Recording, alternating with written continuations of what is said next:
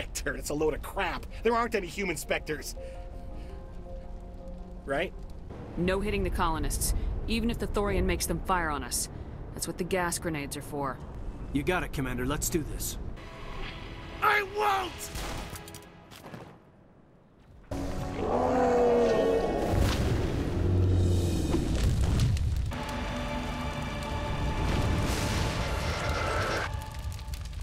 Right, interesting position we start off in. Rather than on the command deck, we are in the hull of the Normandy. And it's time to socialise. So let's start with Rex. What do you want, Shepard? Why did you become a mercenary?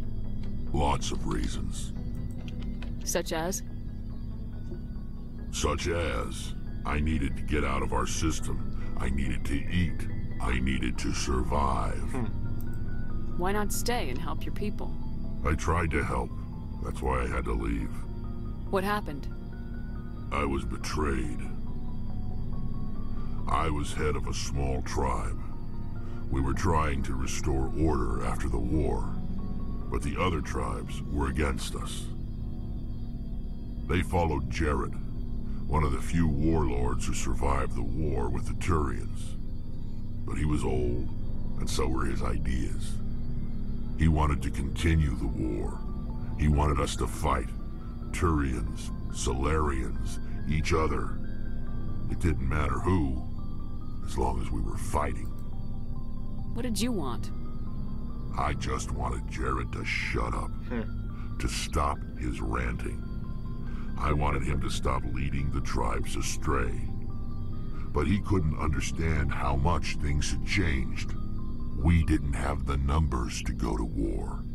Even if we did, the genophage made sure we couldn't replenish our numbers fast enough. I told them all to forget about war.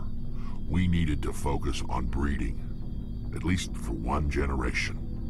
And for a while, we were getting through. Some of the tribes started coming around.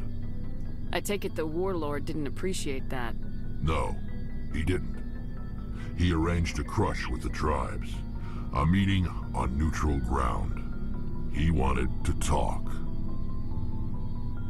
We met at the Hollows, near the graves of our ancestors. The skulls of our dead laid bare to remind us where we come from, and where we all go. It's as sacred as any Krogan place can be. Violence is forbidden. Yeah, you can see where this is going. Sounds like a trap to me. You must have suspected as much. I did. But when your father invites you to a crush, well, there are some laws that even we hold sacred. I think everyone saw that coming, that this was actually his dad. Jared was your father? He was, until that day. We talked, but we didn't get anywhere. When it was clear that I wouldn't join him, he gave the signal. His men leapt from the graves of our ancestors like Krogan undead. The few that were loyal to me died quickly. I escaped with my life, but not before I sank my dagger deep into my father's chest. That is why I left, and that's why I'll never go back. I see. Yeah. You must have family other than your father. Don't you miss them? You trying to make me cry, Shepard? I've got some unfinished business with my family, but that's all. What kind of business? Before I left, I made an oath to my father's father. I swore to recover my family's battle armor. It was taken from him after the uprising. Who has it? Originally, it was taken by the Turian military. We weren't allowed armor or weapons after the war. Now, it's in the hands of Ton Actus, a Turian scum who collects relics from the war. He's made millions selling Krogan artifacts that were stolen from my people. He's got several bases where he stores his goods, all fortified and guarded. I just don't know which base has my family's armor. Just tell me where to start looking. I'll upload the data to your nav system. But Commander, I want to be there when you find him. So long, Rex. Shepard. Yeah, so that's his side quest. We gotta find his armor, which we will do much later on. I prefer not to do the armor quest before a certain other one, because if you do the armor quest, it cuts off your options at a certain point in the game by automatically resolving a problem for you. But I'd rather have the full array of options than have the situation automatically solved. Anyway, going clockwise, Ashley next. Commander? What's your opinion of the last mission? Gotta admire those colonials. That's about the worst place for a colony I've ever seen. Given the option, I'd get the hell out of Dodge. Yeah, it is probably the worst place we've seen too. Do you have a few minutes to talk? One-on-one? Sure. I was just watching some mail from home. Oh, before I go, we saw Caden in a news vid about the Normandy. He's cute. Later, sis. Let's pretend this never happened. Are you interested in the Lieutenant, Chief? No, ma'am. And anyway, Scuttlebutt says he's already sweet on someone. What's up? You didn't come by to eavesdrop on family mail. Your family seems to be important to you. Yeah, we've always been close. Me and my sisters especially. With Dad on duty so much, I had to help Mom raise them. What about your mother? You haven't mentioned her. You must know what military wives are like. Strong because they have to be, able to raise kids while Dad's away on a 6-month cruise. She has a degree in planetary geology. She and Dad both wanted to see new worlds. She gave up her career to raise us, though. Did your father serve with the fleet? Yeah, took any crap posting he could get that offered space time. You know what? He worked his ass off trying to get recognized, but he never made it above serviceman 3rd class. He was real proud when I met Chief. First thing he did was salute. You have more than one sister? Sounds like a big family. Yeah, I'm the oldest, then Abby, then Lynn. Sarah's the youngest. She's still in high school. With 4 girls, Dad used to say he felt more outnumbered at home than on maneuvers. Yeah, it's a much bigger family than we have, seeing as how they're all dead. You have more than one sister? Ah, God. Yeah, Wrong button. with 4 Yes. girls, Dad used to say he felt Oh. more outnumbered. Where did you grow up? All over. We transferred a half a dozen times before I finished grade school. You go where personnel command sends you, right? I guess that's why I'm so tight with my sisters.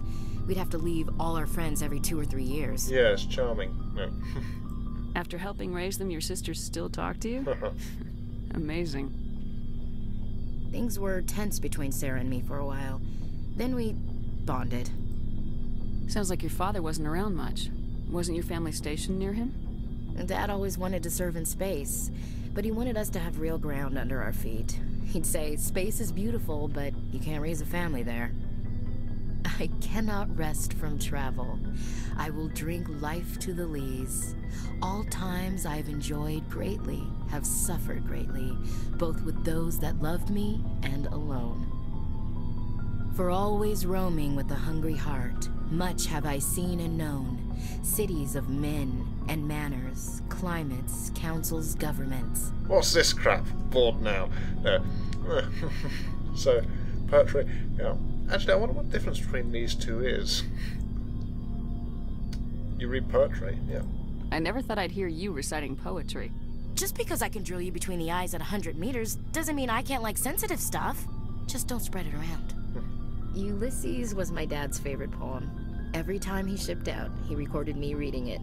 He had a dozen versions when he retired. Yeah, I prefer Macaulay myself.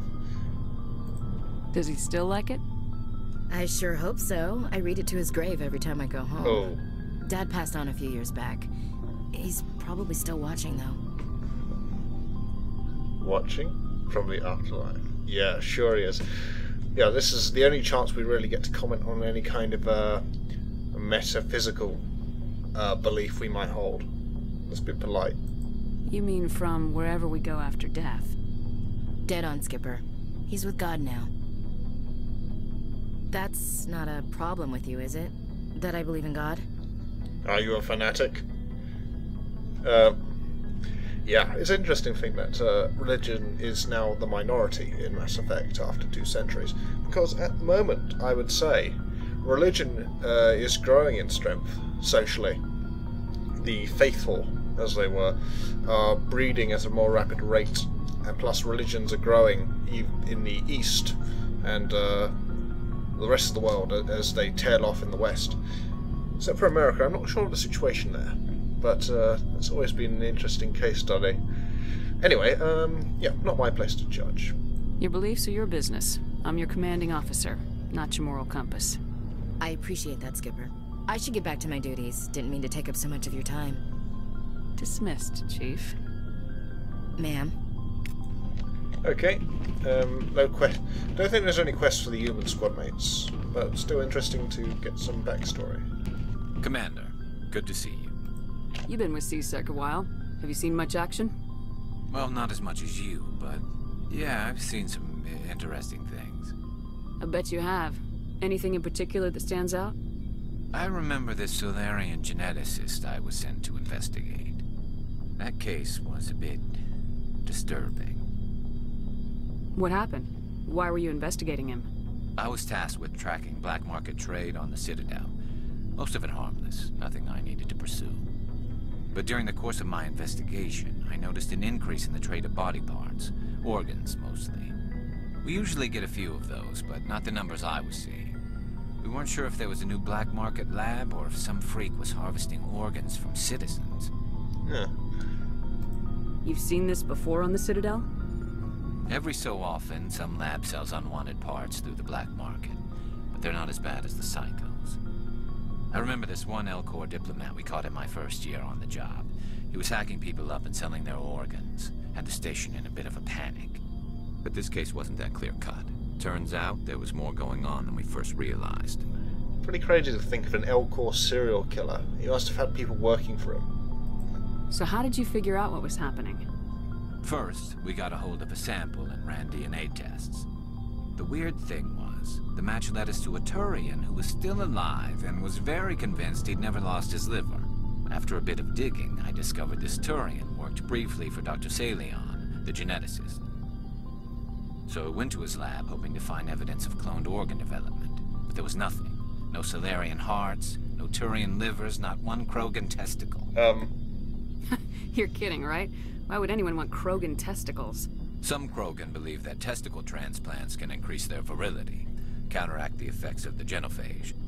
It doesn't work, but that doesn't stop them from buying. They'll pay up to 10,000 credits each. That's 40,000 for a full set. Somebody's making a killing out there. Yeah. Nice indirect way of informing you on Krogan anatomy. What'd you do about the geneticist? I brought in some of his employees for interrogation, to see if I could get them to talk. While I was interviewing one of them, I came across something suspicious. You mean threatening? Was that really necessary? Maybe, maybe not. Either way, it paid off. One of my detainees started bleeding profusely during the interview. We offered to patch him up, and he got frantic, freaked out.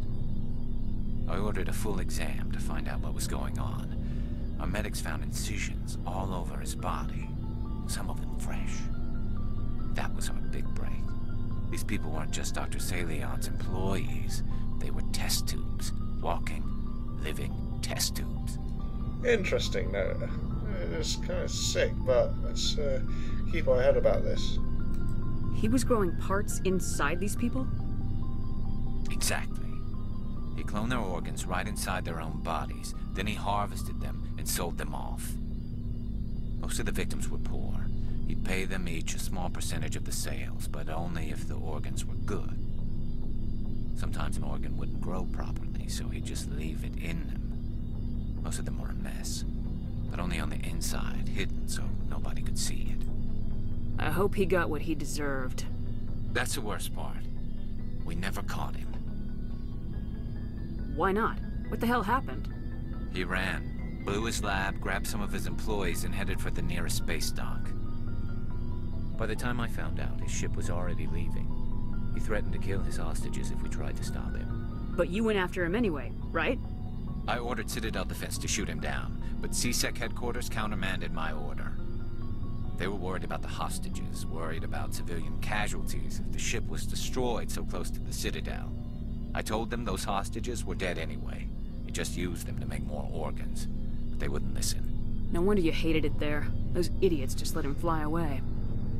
Yes, they did. I went to Patton and told him what I thought of him and his policies. He said if I didn't like it, I could quit. Well, I almost did.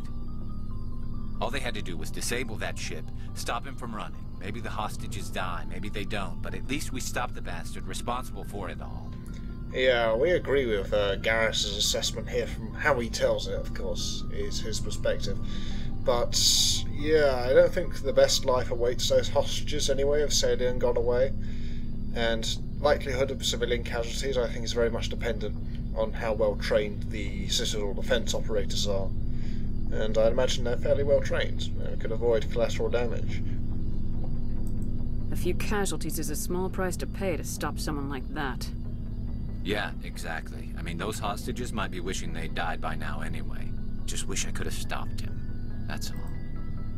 Do you have any idea what happened to Dr. Salian? I sent out feelers from time to time, hoping to find something. I thought I'd found him a while back. He changed ships and changed his name to Dr. Hart, his idea of a joke, I guess. I told the military, but they weren't convinced it was him. I got the transponder frequency for his new ship, but I just can't get anyone to check it out. I'll check out the coordinates when I get a chance. I was hoping you'd say that. But Commander, take me with you when you go. If it's Salion, I want to be there when you find him. Okay, his personal quest. To finish off what was begun. I don't know if Tali has anything to say. I don't recall her later conversations. Shepard, I'm glad you're here. Alright. Good to see you smiling again, so to speak. I'm sleeping much better now. I guess I'm getting used to how quiet your ship is. But I don't want this to get in the way of our mission, Shepard. First, we stop Saren. Then I'll worry about my own problems. Right, very short. I should go. See you later. Yeah, Tali's quite underdeveloped as a character in Mass Effect 1. In terms of uniqueness. She has a lot to say about her race, but not much in terms of, you know, to say about her past or personality. It's not elaborated on like with the other crew members. We still have two more to talk to.